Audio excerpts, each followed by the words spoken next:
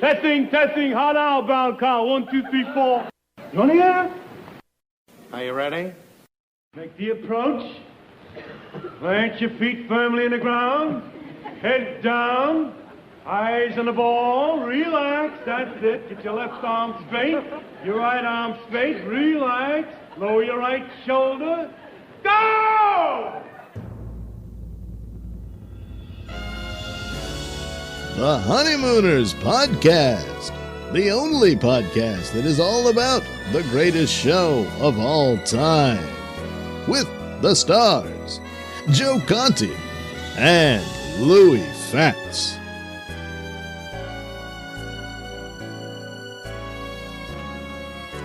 Welcome, fellow raccoons and members of the Women's Auxiliary. What's happening, all you hurricanes, Bensonhurst bombers, and all you carry nations of the world? You are listening to the Honeymooners Podcast with me, Joe Conti, and my pal Louis Fatts. Joe, go get a cup of coffee. This is a long one.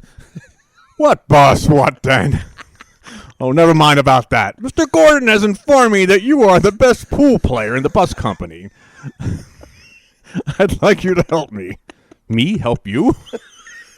As an anniversary present, my wife gave me a pool table. As much as I've always desired to play, I don't know much about it. I've never played pool. Okay, Joe. It's dusty out in that hall. The only discussion. I'm going to take a break.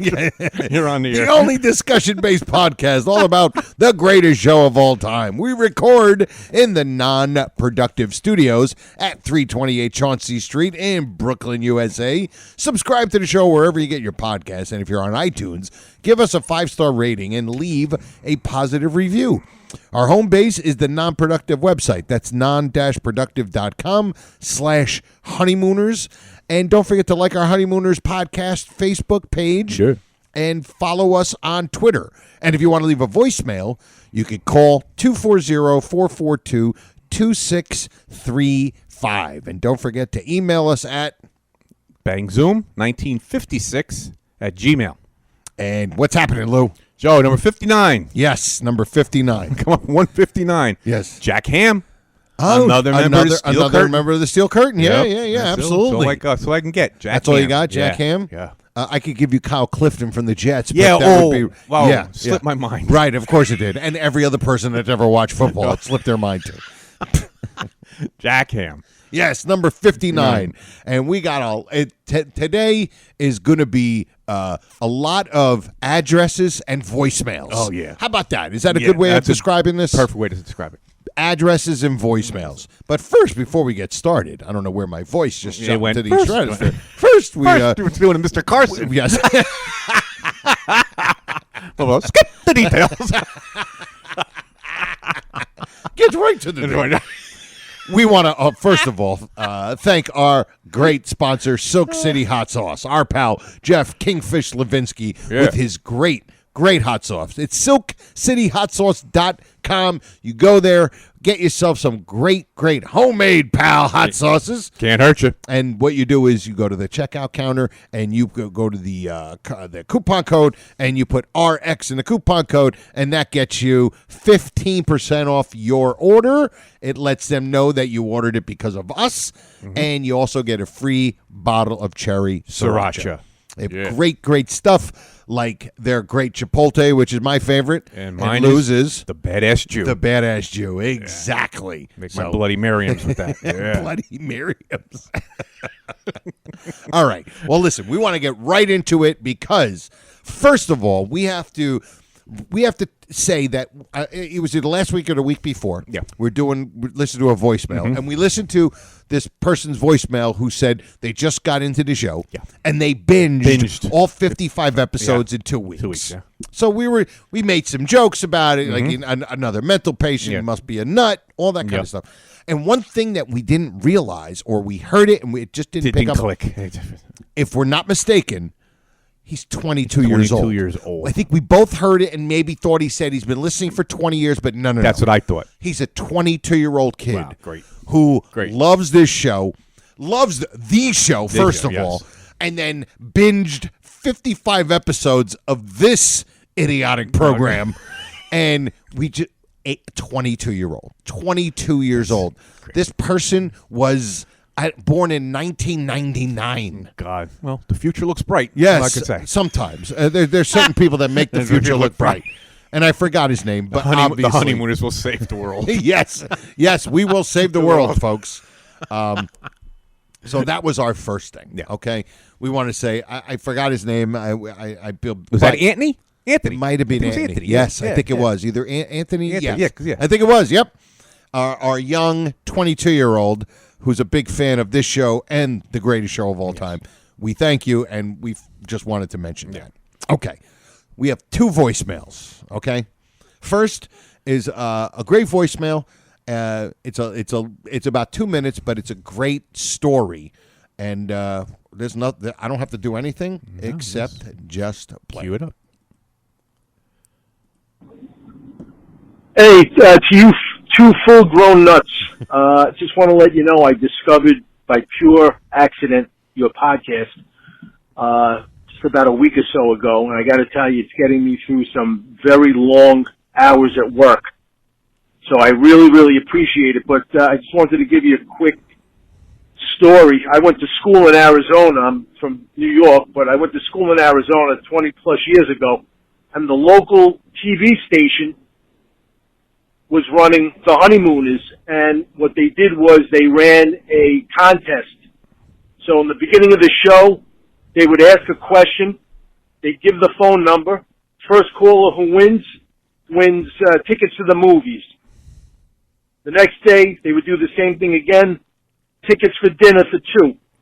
I was the first caller on the first night. They weren't even tough questions. Nothing like, name all 4 of Cramden's bosses. Something very, very simple. I don't even remember. I answered the question, boom, I get my movie tickets. I call back the second night. I win again. I get the tickets for a comp meal at a local restaurant. Third night, I call up. I'm the first caller. They answer the phone. Yes, Andrew, what's the answer? Boom. By day 3, they did away with the contest. Yours truly from New York won.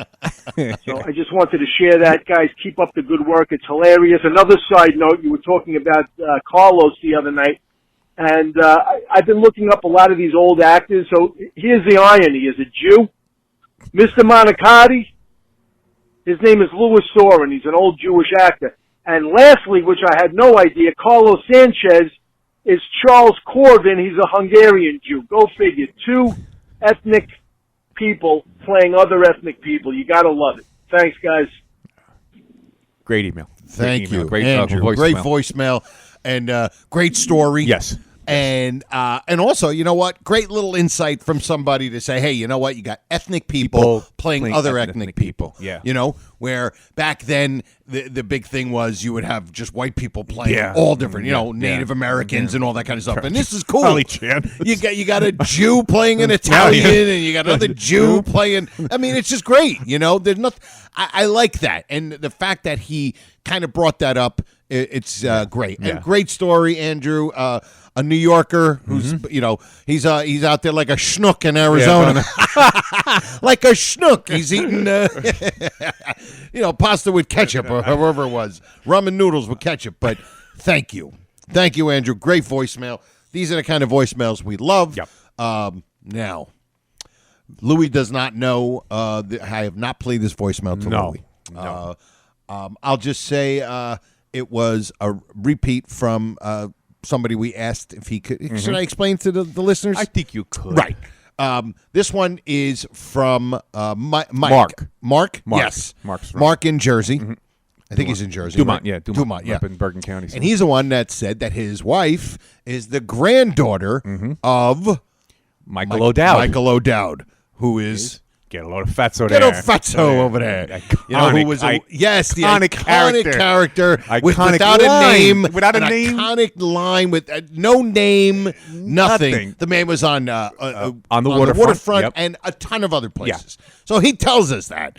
And we were like, please, just for us and the Honeymooner podcast nuts that are out there, for us, could you have your wife call in and just give us a little, hey, get a little fatso there. It's a legacy. Now, I've already listened to this, but Louis has not. I haven't heard. I didn't want to hear. I said, don't play it for me. I want to hear it with with the other crazies. And I just said, it's beautiful. It's beautiful. Here we go. Oh, man. Hey, Louie and Joe, it's Mark Cerrone again. I just heard the episode where you requested my wife call in and repeat her grandfather's famous line from the Bensonhurst Bomber. So, without further ado, live from Kelsey's gym, here's Doreen. Hi, guys. This is Doreen Cerrone, Michael Dowd's granddaughter. I just wanted to thank you for keeping his memory alive, and I really enjoyed the show. And this is for you. Hey, get a load of fatso there. Oh, she was beautiful. Great. She did it great. She did it great. She did what it a perfect. delivery. She did it. It's in the blood. Oh man, it's in the Irish blood. God, the DNA. She probably was a bully in high school herself. But she did it so great. It was nice because it was a nice thing to say. Yes. Like that we're keeping the memory of her grandfather alive. And then when I first heard it, I'm like, please, hopefully she doesn't do it like, hey, get a little fatso over there. Yeah, she did it great. She hammered it. Hey, get a little fatso there. Doreen, thank you. Thank you, Doreen, so much. And Mark, thank you. You guys are the best. You guys are great. We totally appreciate it, man. It's something that only the Honeymooners universe would really appreciate. Yes. But thank you. You guys are great. And stop calling us, okay? No. Obviously, I'm kidding. Well, she's got one more line to say. Want to make something of it? Call back, Mark. Want to make something out of it? All right, let's keep moving. Everybody knows Harvey goes, all right, let's keep moving. All right. So we definitely have this thing we want to do. Yeah. But until we get to this thing, we want to do something that we've done a lot of times, and that is... And now, from the observation deck overlooking the Johnson Building at 328 Chauncey Street, the Honeymooners Podcast presents Louie's Observations. All right. Here we go. Yeah. Louie's Observation. Just got to lower this a little bit. And great song. I could listen to that song all day long. It's a beautiful tune. It is. I got to tell you. It should get back on the charts. Yeah, it should. All right, here we go. This Louie's Observation. We have two of them. Yeah. We're going to do two right in a row. And the first one is, here we go. I just can't bear to look. What's he doing now? Well, he's starting to do something. Well, what's he going to do? He's peeling a banana. Ralph's going after him. He fell and fell. No, Ralph, he slipped on the banana peel. Oh, it's all right. He's gotten up and he's going after Red. He's got hold of him now, Trix, and he's leading him down our fire escape. And he's taking him right into your window. All right. Okay. So, obviously, this is a visual Louie's observation. And we wanted to throw in a little bit with the banana peel because it was funny, and we love his operatic. It's just like Pavarotti, slipping on a banana peel. Exactly. And Louie has a great physical visual observation. So everybody knows what's going on here, right? I mean, Alice is looking out the window, describe what Ralph is doing. Because Trixie doesn't want to look. Because Trixie's she's too upset to look. Right. So she says Ralph is taking him right in your window. Now, from what I remember, and we all remember, the Nortons live upstairs, directly. The phone line would come dropping right down. You yell out the window. You yell straight at Alice. Alice! So now Alice is looking out towards Queens somewhere and say he's taking him into your window. Like, would the Nortons move? Next door? Yeah, exactly. No, she could have been like, and he's breaking you right into... No, it's like she was looking at another building. Yeah, she's looking out in Queens somewhere. So that's the first observation. So next time you see that episode or you cue it up or something, just pay attention to that. Absolutely. And the second one, actually, complete opposite. It's an audio. Yeah. We doing a complete and utter visual one. That's right. And this one is just audio. You don't see anything. Nothing. I didn't realize we kind of did that. So no, we wouldn't. All right. And all of our best work is accidental. And this is from Trash. Of course. Okay, this is basically Joe's observation. Okay, This is Joe's observation. Well, it's still under we had to play. We had to play it because it's the only thing we have. And it's the only song we have for it. Yeah. It's the only bit we have an intro for. So, But this is right when Ralph leaves and the bank robbery. The bank robbery occurs. And here we go. That settles it. I'm quitting, I'm going home, and I never want to see you again. You are the only man that can turn my stomach upside down. Go ahead. There ain't a man in New York City that's strong enough to turn your stomach upside down. And, of course, he leaves. Hey,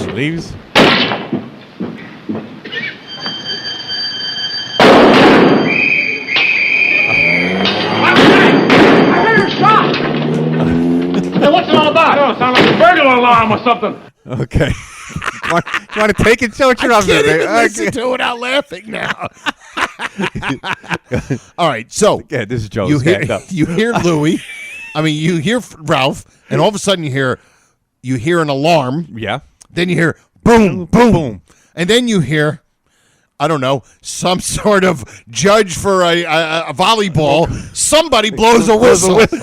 Like a referee. We're blowing a whistle. And then you hear with the car going away, and it's obviously the effects. But what's with the whistle? I don't understand. What was there? A crossing guard? Going, hey, you. It was Ralph trying to cross the street. Mary said he was waiting for the light to turn. Waiting for a light to turn. It's fantastic. Because you know what? The alarm was great. Yeah. The gun sounded like it was, and all of a sudden here, you're like, what's with the whistle? Who's whistling? The night watchman ain't blowing the whistle. I'll tell you that right now. He was shot. They shot the night watchman. These guys are killers. These guys are killers, I tell you. They shot the night watchman. Guy can't even get a name. Oh, it was just so funny. Like, what is with the whistle? Because if you heard the same thing 65 years ago till today without the whistle, there wouldn't be anybody going, where's the whistle? How come there's no whistle? There's usually a whistle right after a bank robbery and when a night watchman gets shot. I just found it so funny. This was a tough night watchman. He was blowing his whistle on his way down before he hit the floor. Exactly. He's like one of the musicians on the Titanic. Oh, he's going to play all on the way down. I just found it so funny. And I just had to point it out. Louis was like, yes, we're doing that observation. And because it's from Trapped, we have to. Yeah, of course. So, Joe, would you say that Trapped is the most flawed episode? It might be the most flawed and at the same time just so great. It's the greatest flawed show, flawed episode of all time. It is absolutely fantastic. Oh, I love Trapped. Goodness. Moved into my top 5 since we were doing the podcast. Dusty out in that hall. I should play a drinking game, too. Yeah. Not only iconic, great, and Dusty out in that hall. Absolutely. Yes, those are our observations, okay? Now, I've been looking forward to this because, honestly, we've never done this before, and we're not sure where we're going to go with it. Yeah, we don't know. We're going to wing it. We're going to wing it. Yes, we're going to wing it, yeah. Which is like the previous 58. Now, Louis got this list. Yes. All right, one of Louis' lists. One of Louis' lists. We should make a little promo. Honeymooners, Louis' list. And the list is 328 Chauncey Street. Right, which is an address. The address. It's an address. I think we know who somebody lives there. Somebody lives there. I got a whole list of people that live there. Okay, so we're going to start off first with the tenants, who we think are the tenants. Some are sketchy, but we think they are. We think they're tenants. So, you could chime in if you want, and we know you will. Yes. Of course, we have the Cramdens and the Nortons. Correct. All right? Now, correct. So we got downstairs, we have Judy Connors. So we have the Connors family. Yep. Next door, supposedly to Ralph, was Fogarty. Right. Moved out, and Carlos Sanchez moved in. Correct. Now, I believe there are 2 Fogartys in this house because in dial J, Mrs. Fogarty is on the phone. She's on the other line. Right. Now, that was not unusual back in the day for families and a couple of family members to live in the same house. Plus, Fogarty's a kind of a common name. It would be like, I can't believe we have 2 Smiths in this house. Yeah, and we know how much Gleason loved using the same name. Yes, exactly. So we have 2 Fogartys, we think. Okay, we can say, I think we're pretty. I think we can go with that. I think there so. are 2 Fogartys. Okay, Yep. we'll say that. That's Absolutely. concrete. Then we have Garrity / McGarity. McGarity. Jealous Okay. McGarity. Jealous McGarity. Okay. Who then makes his one appearance. Makes one appearance and mentioned another time. Tells him the joke in the hall. Yes. Okay. Now, we have the Monacotis, of course. Of course. And their grandchildren. And Tommy Monacotti, Dick Clark, who never got old. America's oldest teenager. Now we have, of course, Mrs. Schwartz. Yes, the blabbermouth. Mrs. Schwartz. Okay. Now we have Mrs. Stevens. Right. Okay, we have Mrs. Stevens. Mrs. And we know she Stevens. lives in the building because that was during the Mambo. Well, Mrs. Stevens, the old ladies in the building, blah, Correct, blah, blah, blah. Okay, right. so now here's the one, Joe, I got a question mark next to, okay? I want your opinion on this one, and everybody out there when you write into us or whatever you do. Mrs. Simpson. Okay. We don't know. We're not sure. We're not sure. Now, going back to the Mambo, the great Mambo lineup in dancing. Yes. Now, I think we mentioned this back in the day in one of our other episodes that Mrs. Stevens is the one that got the Mambo lessons going when she found out their Mambo dancer lived in the building. Right. But in the lineup, it's not Mrs. Stevens, it's Mrs. Simpson. Right. So we don't know if she's supposed to. Now we know how the show goes. We don't. You could be Mrs. Stevens one week and then Mrs. Simpson the next. You know, so right. Doesn't matter. If you could be Johnny Bennett and Tommy Monacotti, so that didn't matter to them. Okay, now we have Mrs. Gallagher.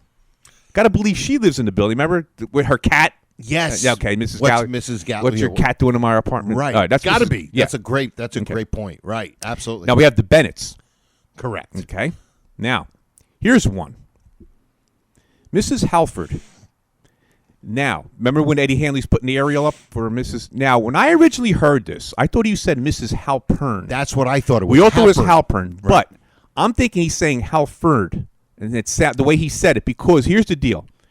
Jackie Gleason liked using names of people that he knew in the past, like a lot of these names where we see the same name coming up. His first wife's maiden name was Halford. Oh. And from what I think, I'm not 100% sure, their divorce was like amicable. So it wasn't like he wasn't hating her or anything. Right. And, she wasn't hating him. So him to use her name would makes sense. Yeah. But if you think it's Halpern, that's fine too. Right. So I just threw that out there. Okay. And of course we have Riley. Yeah, that's right, Riley. And Olson, the Olsons. These are all from Dial. Mostly people from Dial. Right. That's right. The Olsons. And Mrs. Hannon. Now I think it's Hannon. Somebody said in a post on one of the other Facebook pages that it's Hannah. It sounds like Hannon to me. Yeah, so Hannon sounds like more of almost like an old Irish British name or Irish name. name. So right. I'm saying Hannon. Okay. So those are the people we have. Now is that from Dial J also? Hannon? I believe Hannon. Yeah. Hannon. Yeah. Okay. Yeah, I think she's the one with those bathtub or something. Anyway. These are the tenants of 328 Chauncey Street. Wow. Now, if you can think of anybody else, write in. Yeah. We're glad to know. If you disagree with anybody on the list, write in also. We want to hear your opinion. Yeah, obviously. But that's what we think. So this is why. I got 1, 2, 3, 4. 17 counting the two Fogartys, the two Fogarty family. So it's probably 16 because you figure one Fogarty moved out, Sanchez moved in. Right. So it's probably supposedly 16 apartments, which it doesn't look like there's 16 apartments when they take that picture from the front. Like there's no way there's 16 apartments in there. Or even the actual real picture. The real picture, right, that you see posted all the time. 328 Chauncey Street where he grew up. Yeah. Yeah. Where Jackie Gleason grew up. Yeah. Right. Okay, now we got the tenants out of the way. Here we go. All right. Now, this is really cause for controversy. Oh, boy. The layout of 328 Chauncey Street. Oh, God. What's the front? What's the back? What's the side? We don't know. We're not sure. But if we want, we can, and we have two clips. Yeah, Joe's going to play some clips of just the view from the one window and then from the other. The other, yeah. All right. This is from Young Man with a Horn. Young Man with a Horn. And when the very young Mrs. Gunther. Yes. Yes, the Mrs. Gunther. 40th wedding anniversary. I don't know why she sounds like Cleopatra. She's probably as old as Cleopatra. But we have this and this. I suppose this place must have a lot of memories for you. Oh, yes. We were very happy here. Would you like to see the other room? May I? Of course. Is the view from the back still blocked by that laundry? Oh, no, they tore that laundry down. Now you can see the kitchen of the Chinese restaurant. So they tore that laundry down. And you could see the kitchen of the Chinese. Now, the Chinese restaurant, Joe, is they're kind of consistent with the Chinese restaurant. It's mentioned a few times. I think you're going to play another clip about it, but it's kind of mentioned a few times. But now, if you're looking out that window, okay, now the fire escape is there. We know that. That plays a important role in a lot of. Now you're talking because this is a description from the bedroom window. This is. What's her face when she goes, oh, may I go in the bedroom? So this is where it becomes a little controversial because why are you seeing the Chinese restaurant through the bedroom window and also from the regular window, whatever that would be? Well, if you remember in The Sleepwalker, when Ralph's coming out of Norton's bathroom with the toothbrush thing, the red one, he passes a window, and you see out the window, and of course it's this little cheesy New York skyline picture out. So now you're looking, okay, now where is that window facing? Right. Is that the same as the Cramden's bedroom, which you never see? Think, right. We never see Cramden's bedroom. But we think that supposedly the apartments are exactly set up the same, which is, normal. Yep. So where would that window be facing? See, in my head, I always picture the bedroom window as the front, where if you would look down, you would see where they're sitting out in the Safety Award. Safety Award, right. Safety Award. Safety Award. So that's, so now this is the thing. Because when we have the front shot of the building, we never see the fire escape. So the fire escape apparently is in the back. Correct. Right? So Makes now sense. that window's in the back window, and that other window you just said is probably the front window, the bedroom window. That's what I'm thinking. Okay. So so we could maybe say that's the correct schematics. Maybe. 328 Chauncey. But then we get this thrown in from the same bedroom window. Right us around the table. Ralph, what are you doing with those sheets? Look, Johnson thinks he's going to outflank me, but I'm a general that isn't easily beaten. Now, he's got a sheriff outside the door, right? We can't go out there. He's got one outside in the fire escape. We can't get out there. But he hasn't got one outside of the window of our bedroom.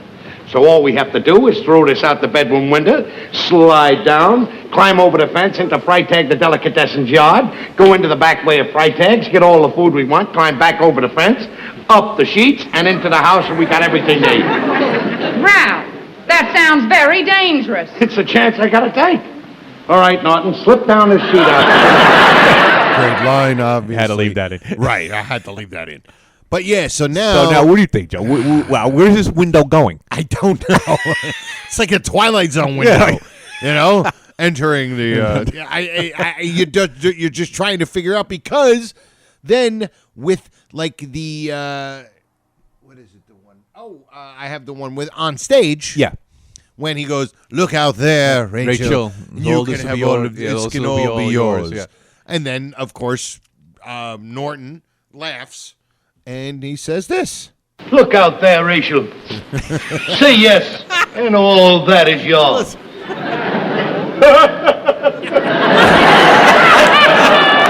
Now, what are you laughing at? What does Rachel want with a Chinese restaurant and a pizzeria? First of all, I got to tell you, I don't see her having a problem with inheriting a Chinese restaurant and a pizzeria. Really? I'll take two of those businesses. In New York? Yeah. Yeah, I'll take that.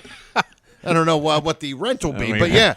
So now, in that episode, along with the episode of Unconventional Behavior, the Chinese restaurant is in the back. It is. It's in the back because Norton fixes his watch by the Mugu Gai Pan, rising at whatever 320 feet per second, whatever it is. So now we're looking at what we think now is the back. We don't know. Maybe I don't know. Courtyard, I don't know. Because like you said before, when you played the other clip with Mrs. Gunther. Right. And he said you could see the back of the Chinese restaurant. So maybe there's a couple of Chinese I guess. It is Brooklyn, New York, Brooklyn, I mean, there probably was a dozen right in the 2-block radius, right? So it's two different But the thing about it now and which one is Hong Kong Gardens, for Pete's sake? And neither one of those. Neither one of those. No, that's a special one. A special place. They go there because they have dancing at a floor show. So, these are just floor show at Hong Kong Gardens. You really think about that? I really. I mean, what they got? Little Chinese DJs? Like, what is going on here? The floor show. No, the floor show at the which Hong probably Kong Garden. is a joke within itself. It could be to say that because what Chinese restaurant had a floor show? Had a floor show for days. But we don't know what went on in 55. I 56. guess, yeah, you know, I was a little tyke. I didn't know. I was only 1 month old in 56, so I don't know. But yes, so funny that you can't figure it out. No. Obviously, because they didn't care. No, it didn't matter. It was just used. It basically the window and the fire escape are props used for a lot of things. Right. I mean, they were prominent. Oh yeah, prominent in a lot of became things. Part. Yeah, they were very important pieces of continuing of the storytelling. Okay, here we're going to go with another one. This just popped into my mind. Okay, we were talking about Carlos Sanchez living next door in Fogarty's old flat, right? Which would be on the other side of where the stove and the sink and the icebox are. So it would be that flat. Right. Now, if you go out Ralph's door, you can only go to the left. Yeah. Because the fire escape is to the right. Right. So now how do the people on that side of the building get in? There's It only must have one been- door down on the bottom. It was probably like if a serial killer designed the building, there'd be all sorts of catacombs and secret doors and all that. But you figure, what did he go around to the other side? How would you get into that apartment? Maybe there's, I don't know. I don't. Maybe there's another hallway The somewhere. only thing I know about that hall is that there was a lot of dust in that dust. hall. It was very That's dusty. the only thing I know for sure about that hallway is that it had a lot of dust in it. So that's another thing. Now, here we go. You got any clips for the cars? What do you mean? Like the two cars that pull up. Marty pulling away and Alice's Trixie's brother-in-law. Oh, I do not. Okay, that's right. But, we'll just I talk mean, about you it. know, listen, I understand that, but you know how fast I could get, especially when it comes from the great the great Trapped, Trapped is always queued up. Yes, it's always ready to go.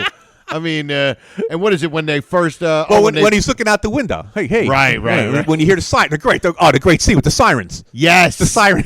Yes. The siren scene. Here it is. Look, Ralph. Here it is. Look, I won't tell anybody. Honest, Shut up. Wow, we're listening to Trapped. Shut I up. can't believe it. Timo, you go and see if it's clear. Find out if everything's all set. Now, I don't want a word out of either of you two. Hey, you hear something? Is that Marty pulling away? He's pulling away with the car. Pulling around with the car. There's something wrong. Something wrong. Hey, Danny, it's the cops. Cops? Yeah, patrol car just pulled up. Did you talk to the cops? Hold on. The truth! Oh, because if you say the truth, that's going to be the thing that makes him tell the truth, not the gun sitting there. Sitting in my face. So here's anyway, all right, so now we got the cars pulling up. Right. We got Marty pulling out, Yep. and we got the cops pulling up. Pulling it. So they're looking at. So now, is that the front of the building now? I don't know if it's It can't be the side. alleyway. They're not going to be the alleyway. Because also in the $99,000 answer, she says, "Oh, look at him, he's down in front, Exactly. with his hat, with his hat off, That's trying him. to get Look, people notice So- him. And Trixie's brother-in-law. Trixie's Harvey brother-in-law, pulls up. I'll be right down, Harvey. I'll be right down, Harv. So where Where are we? Where are they? I want to meet Front, the side. I want to get the architect. I want to meet the Frank architect. Lloyd Wrong. I want to meet the architect who designed this building.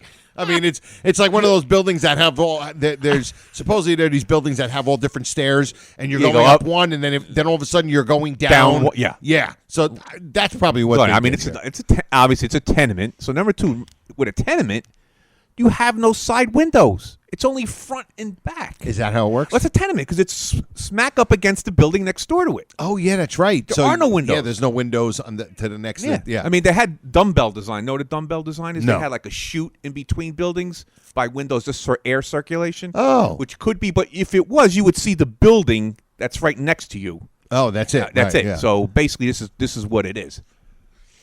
So this is the 328th Street, Chauncey Street conundrum. Yes, it is. The great It's conundrum. It's baffled architects up until this day. So you said end up with like 16, probably. Like 16 that we- tenants that we know we about. know of, or Right. we think that I think were mentioned. Yeah, we think the only one that's was Mrs. Simpson. We don't know, right. but but if she went to The Alice, elusive Mrs. Simpson. elusive Mrs. Simpson /Steven/Simpson. So, but all the other people are mentioned. Yep, in the building. absolutely. And we know Miss Johnson don't live there. He lives out somewhere on Long Island. You know. Is that where he's supposed to live? I guess he's out there with Fred Fay and Jack Towns. Jack Towns. That is excellent. So, with that, I think we should get into one of my favorite parts, and that is. Oh, there we go.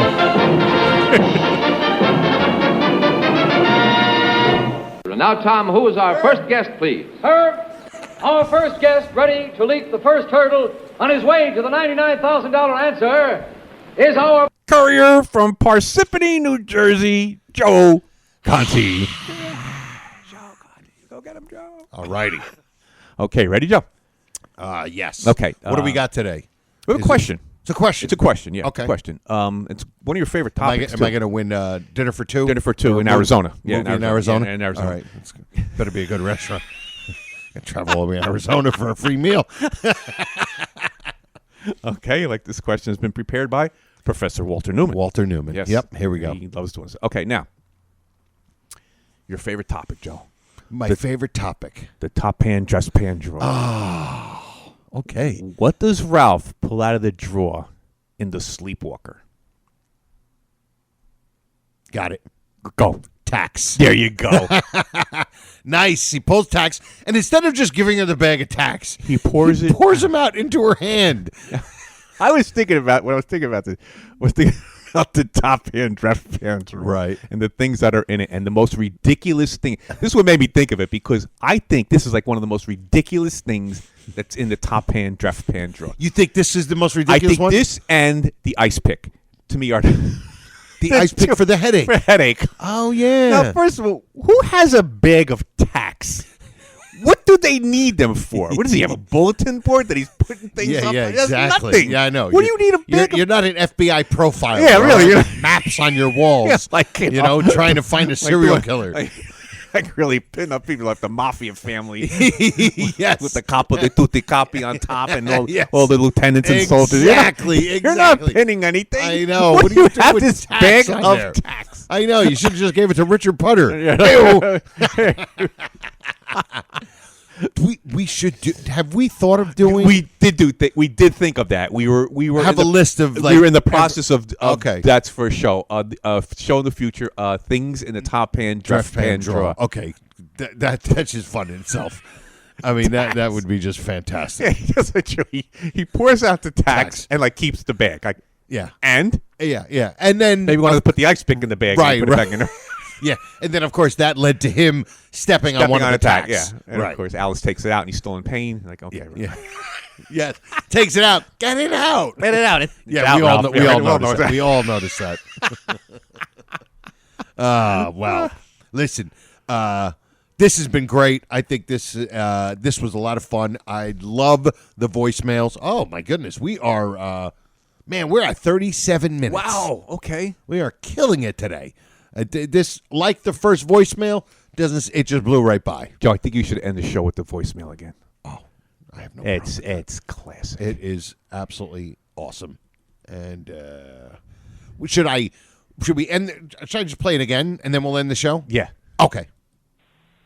Hey, Louie and Joe, it's Mark Cerrone again. Hey. I just heard the episode where you requested my wife call in and repeat her grandfather's famous line from the Bensonhurst bomber. So, without further ado, live from Kelsey's gym, here's Doreen. Great line, Mark. Hi, guys. This is Doreen Ferrone, Michael Dowd's granddaughter. I just wanted to thank you for keeping his memory alive, and I really enjoyed the show. And this is for you. Hey, get a load of fatso there. I got chills.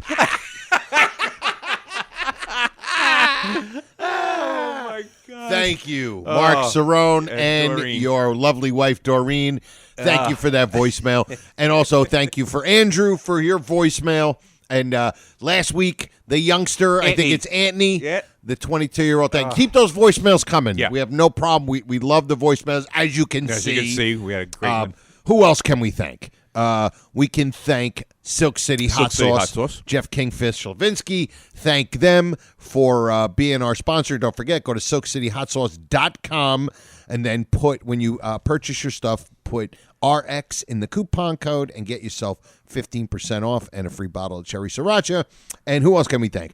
The great Facebook group, the Honeymooners Raccoon Lodge, with Joy and Brother Norton as the mediators, I guess, moderators. Yeah. They keep it clean. They do keep it clean, and they keep it from clean fun. veering off into anything else. Mm-hmm. Yes. We decided we're going to do T-shirts. Yeah. We sent it out. Mm-hmm. The gray with the gray the white and black logo. Yep. And with good looks clean, great. Looks great. Good clean fun. Underneath. We're going to figure out how many we're going to get. Yeah. And but the sizes and all that. Yeah. And right now price. it's logistics. Right now. Right. Yep. We don't have a price or anything. We'll come up. But we're definitely going to do it. We'll do it. Yep. Without a doubt. And then we'll figure out how we're going to ship it to everybody and all that kind of stuff. Because enough people are like, yes, I definitely want one. Yeah. So. And if not, we'll just buy them all. And keep on wearing them. Yeah, $2,000. Somebody can come by one day. And yes, I got these T-shirts. 2,000 T-shirts sitting there. 2,000 of them. Yeah. I can buy them for $1. So. Yeah, we got to get them out of the box in the Bronx. But yes, thank you guys, of course. And if you want to check out my other show, the Conti and Kenny Show, which I do every Monday night. And also, I have my 1-hour comedy DVD called Happiness. You can download it anywhere where you get your music or comedy. And I think that's it. So for everybody, once again, thank you. Tell your friends about the show. Share some of the episodes. Share some of the promos that we're putting out. And episode number 59 in the books. Thank you. And we'll see you next time. Pluribus raccoonum. Nido.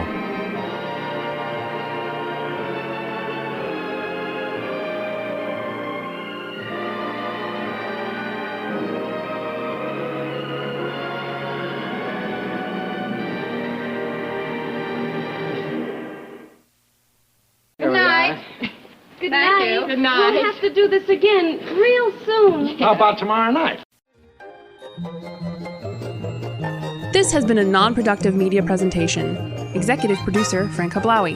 This program and many others like it on the Non-Productive Network is distributed under a Creative Commons Attribution Non-Commercial No Derivatives license. Please share it, but ask before trying to change it or sell it. For more information, visit non-productive.com.